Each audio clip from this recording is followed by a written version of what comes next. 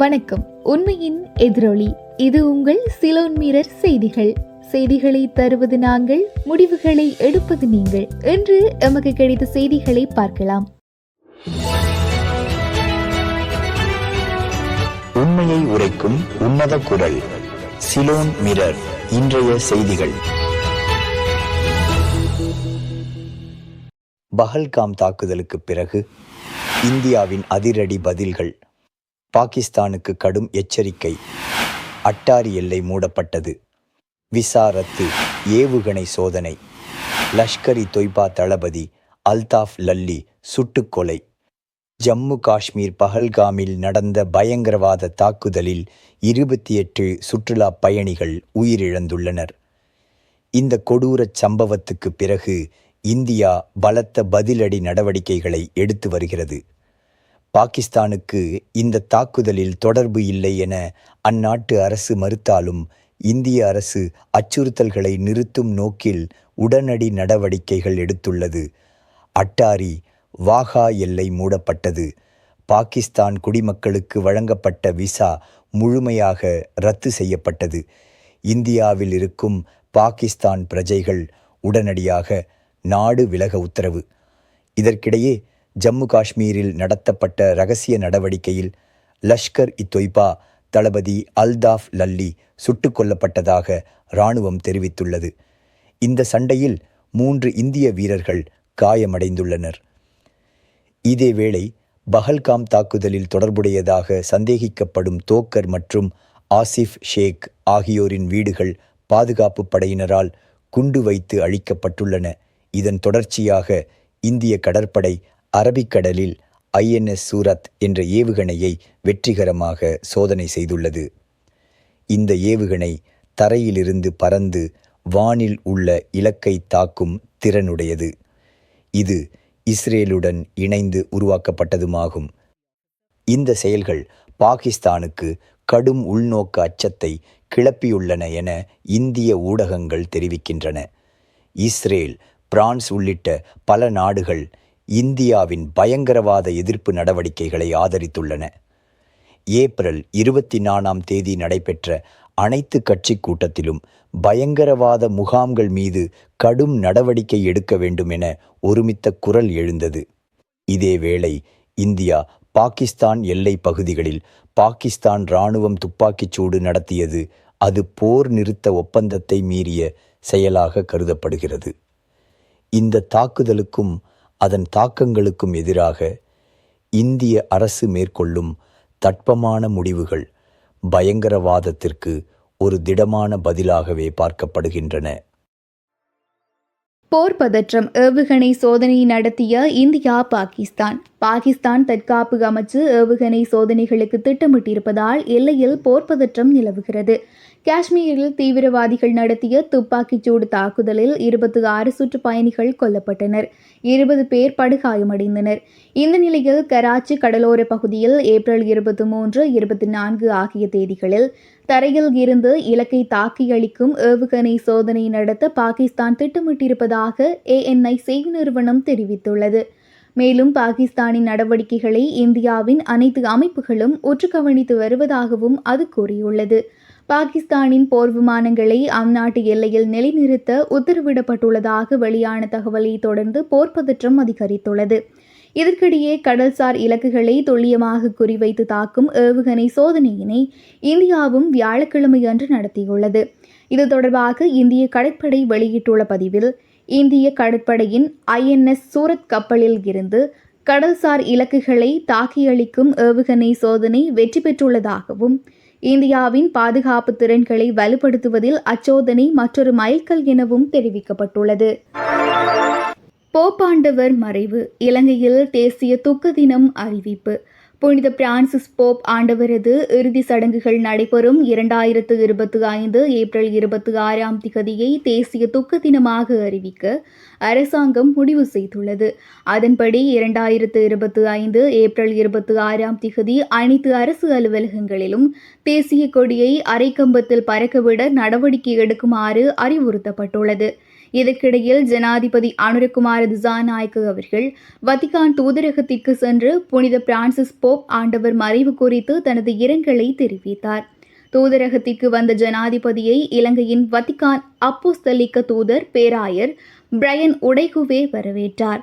பின்னர் அவருடன் சிறிது நேரம் உரையாடிய ஜனாதிபதி அங்கு வைக்கப்பட்டிருந்த இரங்கல் குறிப்பீட்டில் குறிப்பு ஒன்றை எழுதி புனித பிரான்சிஸ் போப் ஆண்டவர் மறைவு குறித்து உலகெங்கிலும் உள்ள கிறிஸ்தவ மக்களுக்கு இலங்கை அரசாங்கத்தின் மற்றும் மக்களின் இரங்கலை தெரிவித்தார். கண்டி நகருக்குள் நுழைய பக்தர்களுக்கு தடை. தலதா மாளிகைக்கு தரிசனம் செய்ய வரும் பக்தர்கள் மறு அறிவிப்பு வரும் வரை கண்டி நகருக்குள் நுழைவது தற்காலிகமாக நிறுத்தி வைக்கப்பட்டுள்ளது. ஏற்கனவே சுமார் 4 லட்சம் பேர் கண்டி நகரில் திரண்டிருப்பதால் இந்த முடிவு எடுக்கப்பட்டுள்ளதாக கண்டி மாவட்ட செயலாளர் இந்திக்க உடவத்த தெரிவித்துள்ளார். உணவு மற்றும் பானங்கள் வழங்க முடிந்தாலும் மக்களுக்கு தேவையான கழிப்பறை வசதிகளை வழங்குவதில் பெரும் சிரமம் ஏற்பட்டுள்ளதாகவும் இந்த நிலை தொடர்ந்தால் பேரழிவு ஏற்படும் அபாயம் இருப்பதாகவும் அவர் கூறினார். எனவே மறு அறிவிப்பு வரும் வரை கண்டி நகருக்குள் நுழைவதை தவிர்க்குமாறு அவர் பொதுமக்களை கேட்டுக்கொண்டுள்ளார். டான் பிரியசாத் கொலை. மேலும் பல திடுக்கிடும் தகவல்கள் வெளிவருகின்றன. டான் பிரியசாத் கொலை சம்பவத்தை திட்டமிட்டதாக கூறப்படும் சந்தேக நபர் மேல் மாகாண தெற்கு குற்றத்தடுப்பு பிரிவினரால் கைது செய்யப்பட்டதை தொடர்ந்து பல தகவல்கள் வெளிவந்துள்ளன. டான் பிரியசாத்துடன் சில நாட்களுக்கு முன்பு ஏற்பட்ட தகராறு காரணமாகவே இந்த கொலை நடந்ததாக அவர் போலீசாரிடம் தெரிவித்துள்ளார். பாதாள உலக குழு தலைவர் கஞ்சிபானி இம்ரானின் கூலிப்படையினரே துப்பாக்கிச் சூடு நடத்தியதாகவும் சந்தேக நபர் வாக்குமூலம் அளித்துள்ளார். டான் பிரியசாத் கடந்த 22ஆம் திகதி சாலமுல்ல வீட்டு தொகுதியில் உள்ள வீடொன்றில் மது அருந்திக் கொண்டிருந்த போது துப்பாக்கியால் சுட்டுக் கொல்லப்பட்டார். பலத்த காயங்களுடன் வைத்தியசாலையில் அனுமதிக்கப்பட்ட டான் பிரியசாத் அங்கு உயிரிழந்தார். இந்த கொலை தொடர்பில் டான் பிரியசாத்தின் மனைவியின் இளைய சகோதரியின் கணவர் மற்றும் அவரது தந்தை ஆகியோர் மீது குற்றம் சுமத்தப்பட்டுள்ளது. அவர்கள் கடந்த 2022ஆம் ஆண்டு டான் பிரியசாத்தின் சகோதரனை வெட்டி கொலை செய்த வழக்கின் பிரதான சந்தேக நபர்கள் இருவராவார். அதன்படி அவர்களுக்கு நீதிமன்றம் வெளிநாட்டு பயணத்தடையும் விதித்திருந்தது. தலைமறைவாக உள்ள அவர்களை கைது செய்ய போலீசாரால் இதுவரை முடியவில்லை.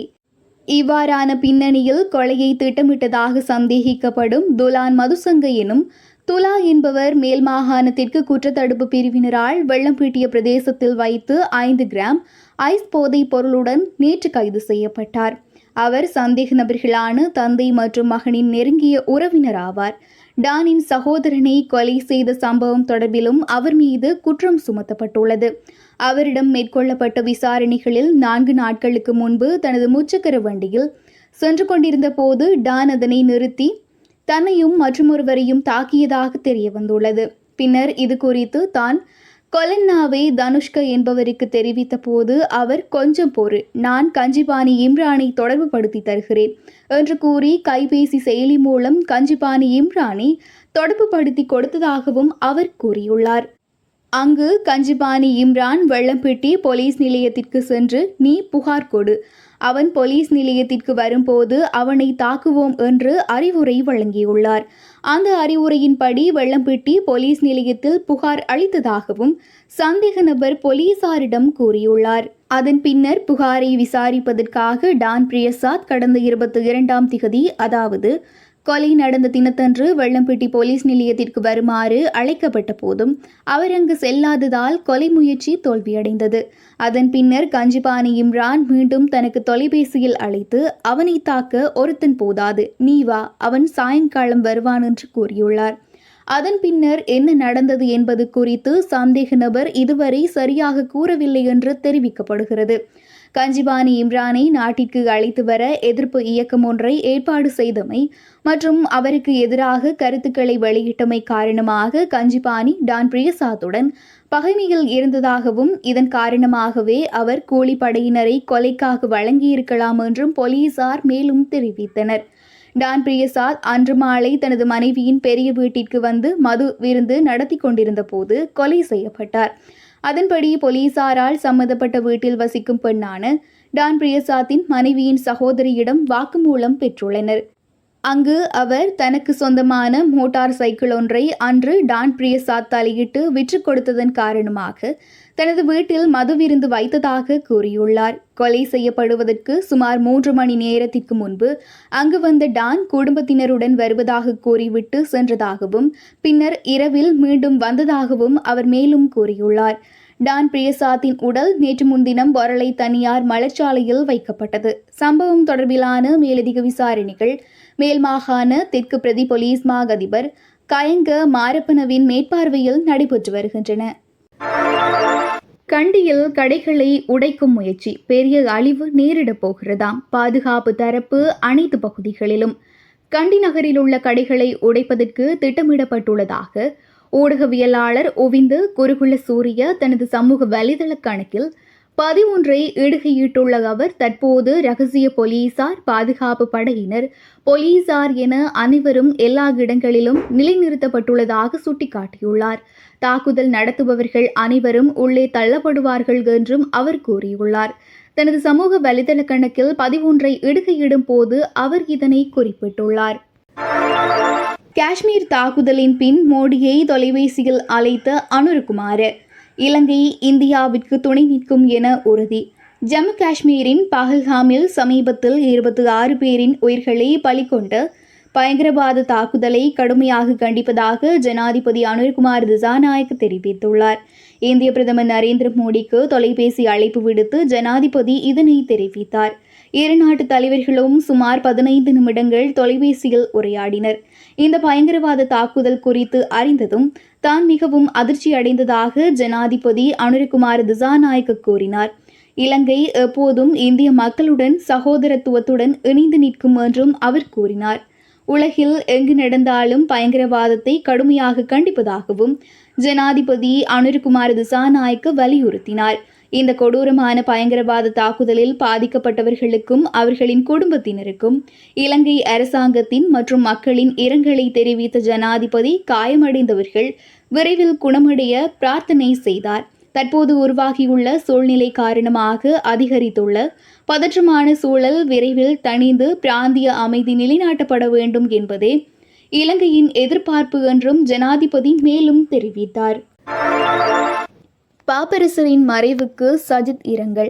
எதிர்க்கட்சித் தலைவர் சஜித் பிரேமதாச நேற்று வெள்ளிக்கிழமை காலை வத்திக்கான் தூதரகத்திற்கு சென்று மறைந்த பரிசுத்த பாப்பரசர் பிரான்சிஸுக்கு இரங்கல் தெரிவித்தார்.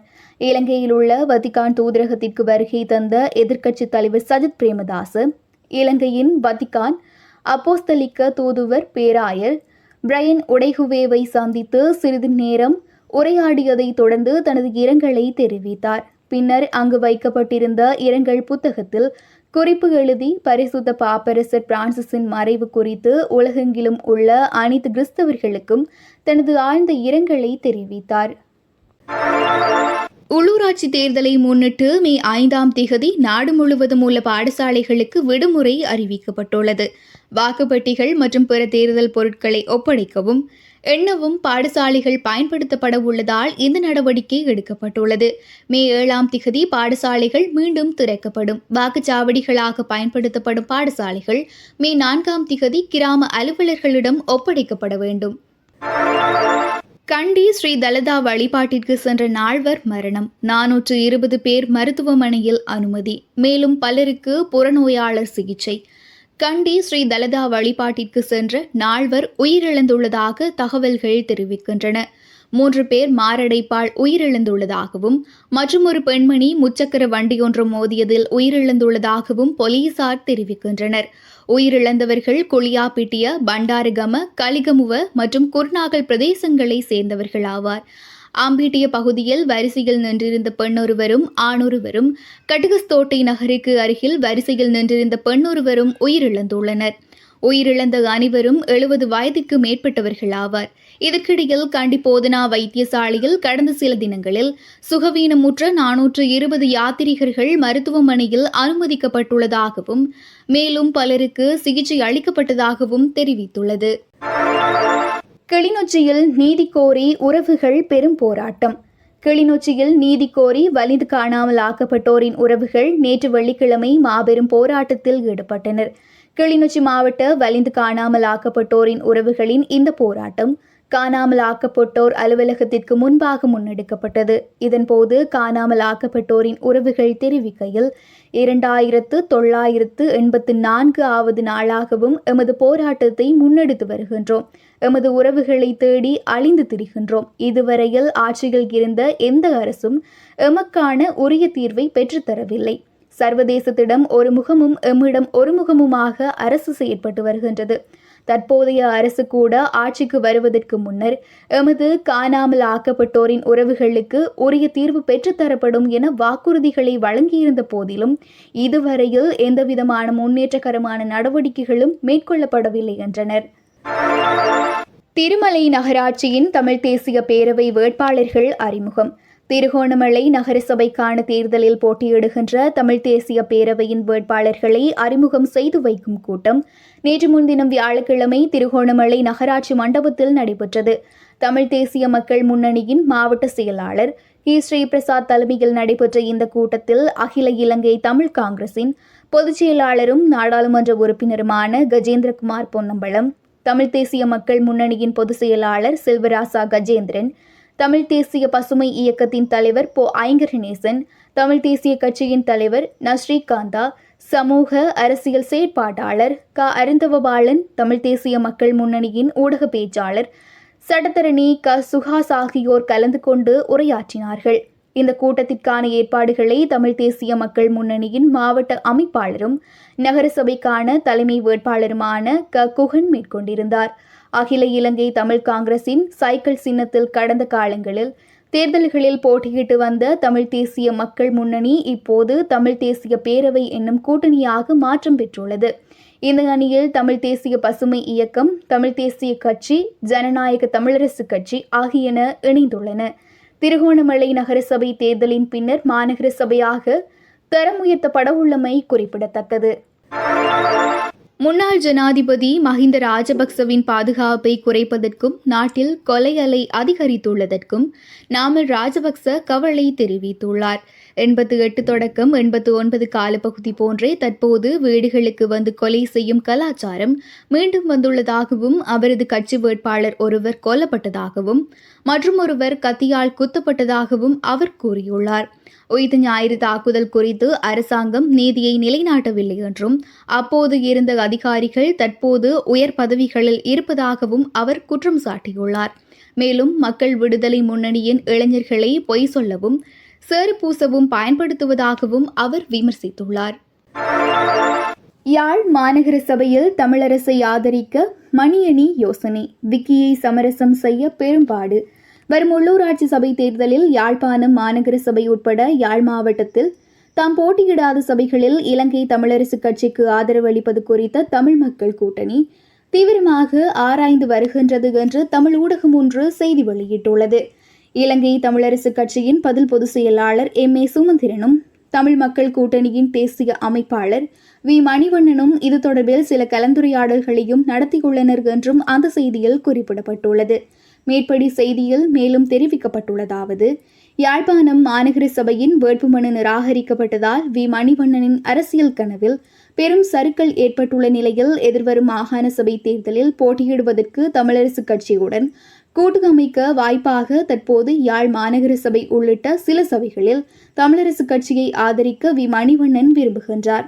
இது தொடர்பில் M.A. சுமந்திரனுடன் அவர் சில பல பேச்சுக்களை நடத்தியும் விட்டார். எனினும் தமிழ் மக்கள் கூட்டணியின் செயலாளர் C.V. விக்னேஸ்வரனை இந்த முடிவுக்கு சமரசம் செய்யும் பணிகள் தற்போது நடந்து வருகின்றன. எனினும் C.V. விக்னேஸ்வரன் தரப்போ தமிழரசு கட்சி, ஜனநாயக தமிழ் தேசிய கூட்டணி, தமிழ் தேசிய மக்கள் முன்னணி ஆகிய மூன்றில் விரும்பிய ஒன்றுக்கு வாக்களிக்க மக்களை கோருவதே சரி என நிலைப்பாட்டில் உள்ளது. விக்னேஸ்வரனை சமரசம் செய்ய முயன்றால் வி. மணிவண்ணன் தரப்பினர் தமது நிலைப்பாட்டை விரைவில் பகிரங்கப்படுத்துவார்கள் என்றுள்ளது. தீவிரவாதிகளுடன் போராடி உயிர் நீத்த அடில் ஹுசைன்சா. காஷ்மீரில் நடந்த பயங்கரவாத தாக்குதலில் தீவிரவாதிகளுடன் போராடி குதிரை சவாரி தொழிலாளியான சையது அடில் ஹுசைன்சா கொல்லப்பட்டார். வியாழக்கிழமை அன்று நல்லடக்கம் செய்யப்பட்ட அவரது உடலுக்கு ஜம்மு காஷ்மீர் முதல்வர் உமர் அப்துல்லா உள்பட ஏராளமானோர் அஞ்சலி செலுத்தினர். சுற்றுப்பயணிகளை நோக்கி பயங்கரவாதிகள் ஏப்ரல் 22 தாக்குதல் நடத்திய போது குதிரை சவாரி தொழிலாளியும் உள்ளூர்வாசியுமான சையது அடில் ஹுசைன் சா துணிச்சலாக அவர்களோடு சண்டையிட்டார். ஆனால் அவர்களிடம் இருந்து துப்பாக்கிகளை பறிக்க முயன்றபோது பயங்கரவாதிகளால் சுட்டுக் கொல்லப்பட்டார். சுற்றுப்பயணிகளை தவித்துக் கொல்லப்பட்ட ஒரே உள்ளூர்வாசியும் இவர்தான். தம் உயிரையும் பொருட்படுத்தாமல் சுற்றுப்பயணிகளின் உயிரை காப்பாற்ற நினைத்து தன்னுயிர் நீத்த அவருக்கு நாட்டு மக்கள் அஞ்சலி செலுத்தி வருகின்றனர். Beyond the headlines, inside the truth, your source for unbiased news. Ceylon Mirror.